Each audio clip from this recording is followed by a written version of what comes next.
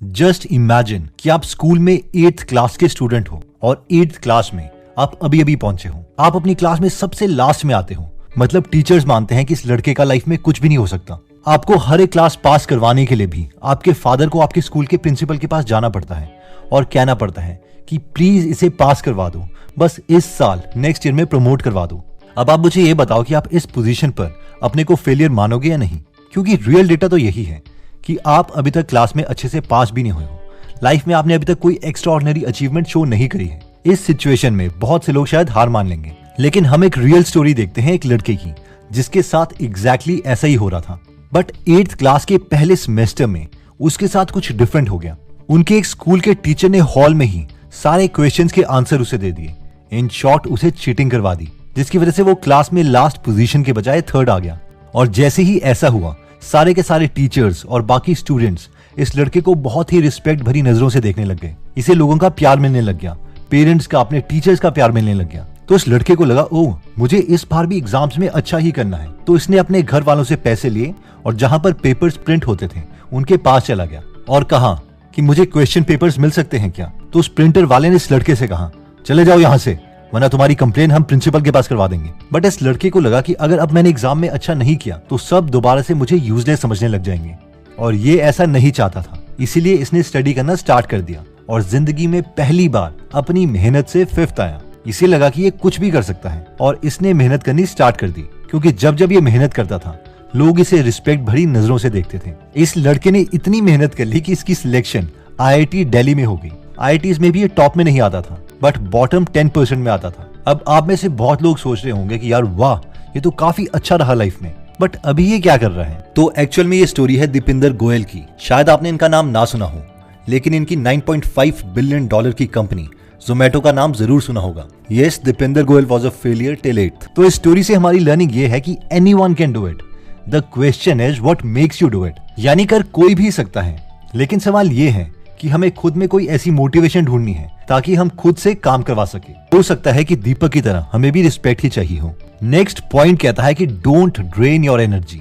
Last हफ्ते American skater Nathan चैन ने 2022 के ओलंपिक्स में गोल्ड मेडल जीता और सबके फेवरेट बन गए।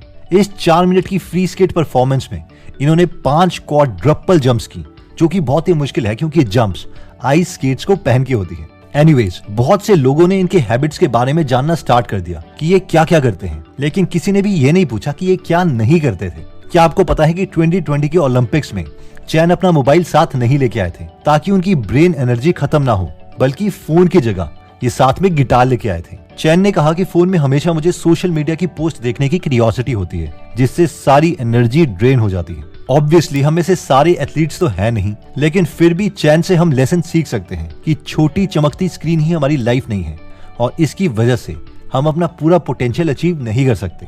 इन शॉर्ट लर्निंग ये है कि we have to stay focused, और किसी भी चीज की प्रिपरेशन के दौरान ये सोशल मीडिया तो बंद करना ही पड़ेगा। नेक्स्ट प्रिंसिपल कहता है कि to learn you have to teach. ये है मोनीश पबराय का यूट्यूब चैनल।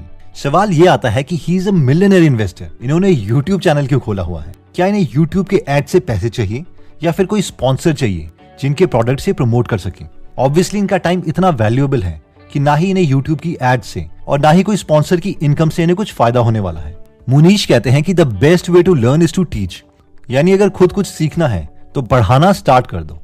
और यही रीजन है कि इन्होंने यूट्यूब चैनल खोल दिया है, और इवन बेस्ट यूनिवर्सिटीज में भी इसी रीजन की वजह से ये लेक्चर्स देते हैं। क्योंकि अगर इन्हें कोई लेक्चर देना है तो इन्हें अपने थॉट्स को वेल ऑर्गेनाइज करना पड़ेगा, और यही इस पॉइंट का लेसन है कि अगर हम कोई भी अच्छी बुक उठा लें, चाहे वो कैल न्यूपोर्ट की book how to become straight A student हो या फिर बारबरा ओकली की book a mind for numbers हो, इन सब में इसी कॉन्सेप्ट को अलग अलग तरीके से एक्सप्लेन किया गया है। कई लोग इसे एक्टिव रिकॉल बोलते हैं, यानी कोई भी कॉन्सेप्ट पढ़ने के बाद स्लो मोशन में फुल सेंटेंसेस में बुक बंद करके उस कॉन्सेप्ट को एक्सप्लेन कर दो। कई लोग इसे टीच टू लर्न मेथड बोलते हैं, लेकिन कुछ भी नया सीखने की यही बेस्ट टेक्निक है। चाहे आप मोनीश पबराई की तरह बेस्ट इन्वेस्टर बनना चाहते हो या फिर कैल न्यूपोर्ट की तरह MIT जैसे कॉलेज से PhD करना चाहते हो। नेक्स्ट अमेजिंग प्रिंसिपल आता है कि focus is for 5 minutes and not for hours. Policy बाजार के CEO यशीश दहिया कहते हैं कि बेशक मैंने IIT IIM क्लियर किया है और आयरन मैन रेस भी जीती है, और आप सब ये सोच रहे होंगे कि यार ये तो बहुत ही फोकस इंसान है, तभी तो इतनी सारी बड़ी चीजें अचीव कर पाया। लेकिन उनके अकॉर्डिंग बचपन में वो बहुत ही अनफोकस्ड थे। हर बार क्लास में वो खिड़की से बाहर देखते रहते और जिसके लिए टीचर्स उन्हें बार बार चौक से मारते और कहते, यशीश यहाँ पर देखो, क्लास में फोकस करो, तुम कर क्या रहे हो।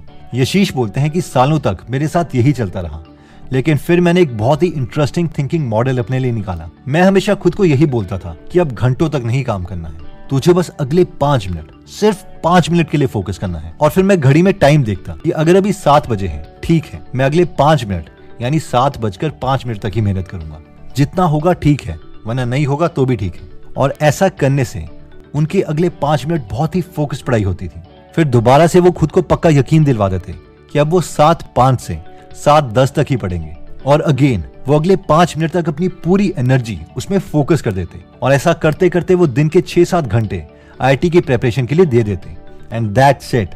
इसी स्ट्रैटेजी से उन्होंने इंडिया की सबसे डिफिकल्ट एग्जाम्स, आईआईटीज और आईएम्स को क्लियर किया और साथ में $1 बिलियन की कंपनीज भी बना दी। तो इसमें हमारी लर्निंग ये है कि डिवाइड एंड रूल, जिस स्ट्रैटेजी से अंग्रेजों ने हम पर राज किया, इसी स्ट्रैटेजी में बहुत बहुत ताकत है।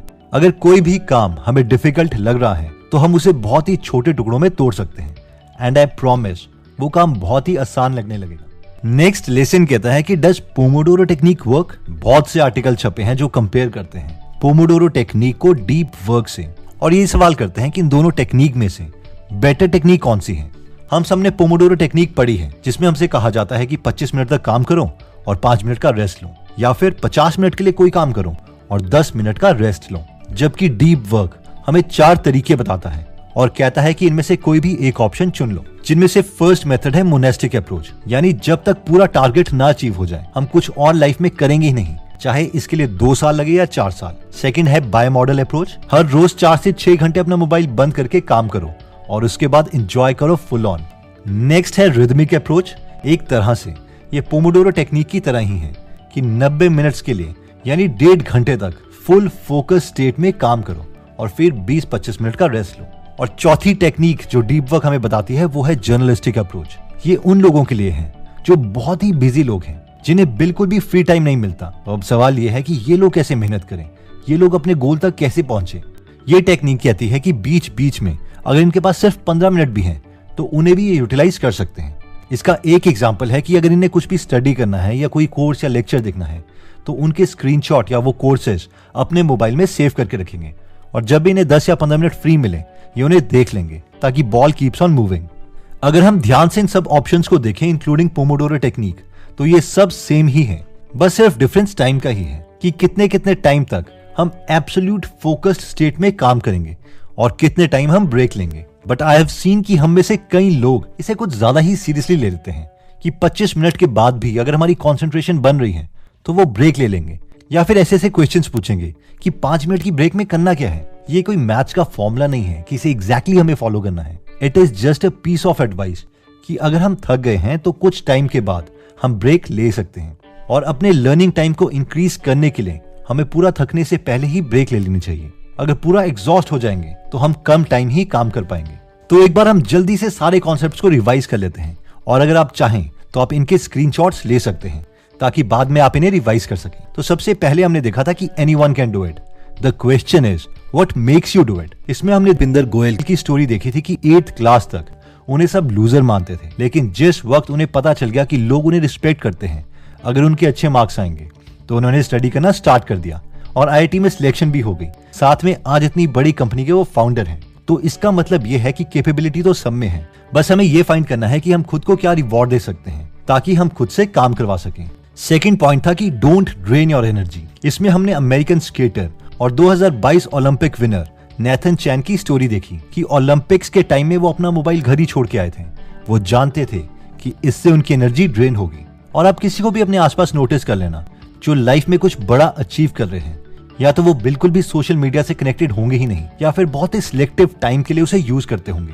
देखो यार, जब भी नोटिफिकेशंस आएंगी तो हमारी एनर्जी ड्रेन होगी ही होगी, चाहे उसे रेजिस्ट करने में ड्रेन क्यों ना हो। इसलिए जब हम प्रिपरेशन कर रहे हैं तो उस वक्त तो हमें इसे बंद करना ही पड़ेगा। नेक्स्ट पॉइंट था to learn you have to teach. इसमें हमने देखा था कि मोनीश पब्राय जैसे मास्टर इन्वेस्टर्स इस प्रिंसिपल पर इतना विश्वास करते हैं कि सिर्फ इस प्रिंसिपल को फॉलो करने के लिए उन्होंने अपना यूट्यूब चैनल भी खोल दिया है, क्योंकि वो जानते हैं कि किसी को 10% नॉलेज देने के लिए भी उन्हें 100% प्रिपरेशन करनी पड़ेगी। ये भी बहुत अच्छा हैक है खुद से मेहनत करवाने का। नेक्स्ट पॉइंट है कि focus is for 5 minutes and not for hours. इसमें हमने पॉलिसी बाजार यशेश दहिया की स्टोरी देखी थी कि कैसे पहले उनका भी फोकस नहीं बनता था और इसीलिए क्लास में भी उनके टीचर्स उन्हें चौक फेंकते थे, बट उन्होंने खुद से काम करवाने के लिए एक नई ट्रिक का सहारा लिया और वो ये थे कि उन्होंने डिसाइड किया कि वो अगले 5 मिनट के लिए खूब मेहनत करेंगे, फोकस्ड वे में स्टडी करेंगे और ऐसे ही 5-5 मिनट करते करते वो रोज 6 से 7 घंटे निकाल लेते थे और इसी स्ट्रैटेजी से उन्होंने IITs और IIM जैसे मुश्किल एग्जाम्स को क्रैक किया। नेक्स्ट पॉइंट कहता है कि does Pomodoro technique actually works? तो इसका आंसर हमने देखा था कि यस भी और नो भी। यस इसीलिए है कि अपनी परफॉर्मेंस बढ़ाने के लिए हमें ब्रेक लेना ही पड़ेगा। अगर पूरे थक के हम ब्रेक लेंगे तो ज्यादा आउटपुट नहीं दे पाएंगे, लेकिन क्या एग्जैक्टली 25 मिनट या 50 मिनट के बाद ही ब्रेक लेना है? तो ये कोई मैथ्स का फॉर्मूला नहीं है। इसे हम खुद के माइंड और बॉडी को देख के समझ सकते हैं और उसके अकॉर्डिंग ब्रेक ले सकते हैं। अगर आप खुद को स्टडी के टाइम में या कुछ बड़े गोल अचीव करने की जर्नी तक मोटिवेट रखना चाहते हैं तो आपको हम एक बेस्ट फ्रेंड देना चाहेंगे और वो है गीगल एप्लीकेशन, जहां पर हिंदी में बेस्ट मोटिवेशनल बुक समरीज हैं, जो ना ही सिर्फ आपको बेस्ट हैक सिखाएगी पर साथ ही में कभी भी औरों की तरह नेगेटिव वर्ड्स नहीं बोलेगी। इसे यूज कर आप खुद के लिए अलग से पॉजिटिव जोन बना के रख सकते हैं। तो अगर आप ऐसे बेस्ट फ्रेंड को लूज नहीं करना चाहते तो आप गीगल एप्लीकेशन डाउनलोड कर सकते हैं। इसका लिंक मैं डिस्क्रिप्शन और फर्स्ट कमेंट में दे दूंगा। आपके पास चाहे एंड्रॉइड फोन हो या iOS ऐप हो, ये दोनों के लिए अवेलेबल है। दोस्तों, अगर आपको लगता है कि ये वीडियो आपके किसी फ्रेंड या फैमिली मेंबर की परफॉर्मेंस को इंप्रूव कर सकती है तो इस वीडियो को जरूर उनके साथ शेयर करें, क्योंकि one great idea can truly change our lives. Anyways दोस्तों, अगर आप ऐसी नॉलेजेबल वीडियोस मिस नहीं करना चाहते तो सब्सक्राइब करने के बाद बेल का बटन दबाना मत भूलिएगा। आप कमेंट करके ये भी बता सकते हैं कि आप नेक्स्ट वीडियो किस टॉपिक पर चाहते हैं। जल्दी हम आपसे दोबारा मिलेंगे। जय हिंद।